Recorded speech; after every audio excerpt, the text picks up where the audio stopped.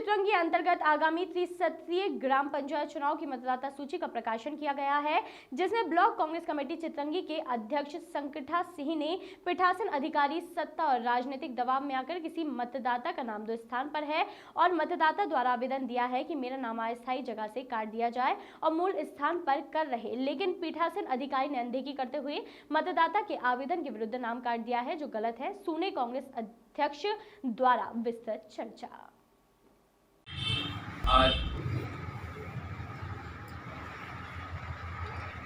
Congress block Congress committee के अध्यक्ष संकठा सिंह जी हमारे बीच हैं और आगामी ग्राम पंचायत चुनाव को देखते हुए अभी सूची का प्रकाशन उपखंड स्तर पे किया गया है और उस प्रकाशन में लोगों का आरोप है कि नाम जो है कोई भी व्यक्ति अगर 2 गांव में है और वह आवेदन देने के बावजूद वहां से जहां के लिए आवेदन दिया वहां का न काट के वो उसका मूलतः निवास जहां है वहां का नाम काट दिया गया वोटर लिस्ट में। और ये विस्तृत जानकारी के लिए हमारे अध्यक्ष जी हैं, तो आप बताएं क्या पे किया गया। सबसे पहले तो रजनीश भाई आपका बहुत बहुत स्वागत। अभी ग्राम पंचायतों की मतदाता सूची के दावे आपत्ति अपने तहसील में लिए गए। मैं ये देख रहा हूँ कि पूरे तहसील के अंतर्गत पूरे ब्लॉक में जो 115 ग्राम पंचायतें हैं उसमें शायद 3 ग्राम पंचायत दूसरे ब्लॉक में आती हैं। तो जितने में दावे आपत्ति लिए गए वहाँ पर कुछ विसंगतियाँ थीं। अगर एक व्यक्ति का नाम 2 जगह मकान बना के और कहीं स्थायी और कहीं अस्थायी बना के है, अगर उसका 2 जगह नाम हो गया है तो वहाँ मतदाता ने अपना नाम एक जगह काटने के लिए आवेदन किया।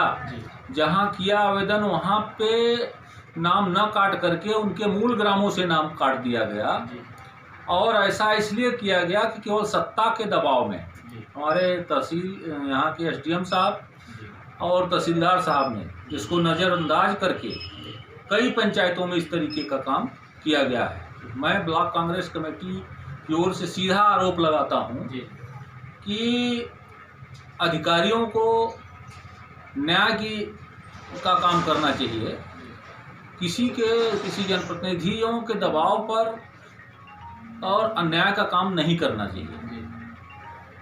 और एक बात और सामने आई कि मतदाता मूल रूप से इस गांव का निवासी है और उसका आधार कार्ड यहाँ का है, खाद्यान्न यहीं प्राप्त कर रहा है, आवास मिला हुआ है, पेंशन मिला हुआ है, सारी उसकी भूमियाँ, घर, मकान सभी चीज़ यहाँ है।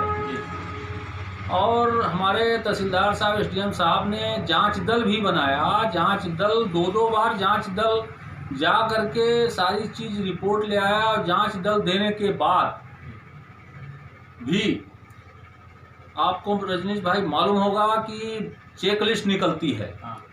24 फरवरी को चेक लिस्ट जारी हुई और चेक लिस्ट जारी जो हुई वो सही थी और चेक लिस्ट जारी बीएलओ ने उसमें साइन करके और जमा कर दिया। इसके बाद कई पंचायतों में इस तरीके के कहाँ से प्रेशर आए, किस प्रकार से प्रेशर आए कि हमारे अधिकारी बंधु जबरदस्ती लोगों का नाम काटे हैं। ऐसी कौन सी ग्राम पंचायतें हैं उसको बताएं। उदाहरण के तौर पर मैं ग्राम पंचायत पौड़ी प्रथम बता रहा हूँ कि सारे रिकॉर्ड यहाँ आके लोगों ने एसडीएम साहब को स्वयं में आवेदन किया था और 2 बार ग्राम पंचायतों जांच दल आरआई के नेतृत्व में और 3 पटवारी सचिव जीआरएस का दल 1 बार जांच किया, फिर आरआई साहब के नेतृत्व में 2 पटवारी आरआई साहब ये लोग जांच किए, जांच रिपोर्ट दिए। इसके बावजूद भी नाम काट दिया गया। कई ऐसे पाल लोग हैं जो बेचारे भेड़ चराने जाते हैं, उनका नाम उत्तर प्रदेश में किसी शरारती तत्वों ने उनका नाम जुड़वा दिया था। वो पूरी तरीके से आके बताया कि हम लोग वहाँ नाम नहीं जुड़वाए हैं, न हमारी वहाँ कोई भूमि है, न मकान है, न कुछ है, हमको यहीं रहने दिया जाए, सारी योजनाओं का लाभ हम लोग यहाँ लेते हैं। इसके बावजूद भी उनको यहाँ से वंचित कर दिया गया। वो मध्य प्रदेश के निवासी ही नहीं रह गए। अब इतना इस तरीके से दबाव मान के काम किया गया है। और कई ग्राम पंचायतें हैं, घोघरा में, चिंगो में, और इस तरीके से कई ग्राम पंचायतों की बात सामने आई है, हमारे कार्यकर्ताओं ने उठाया है।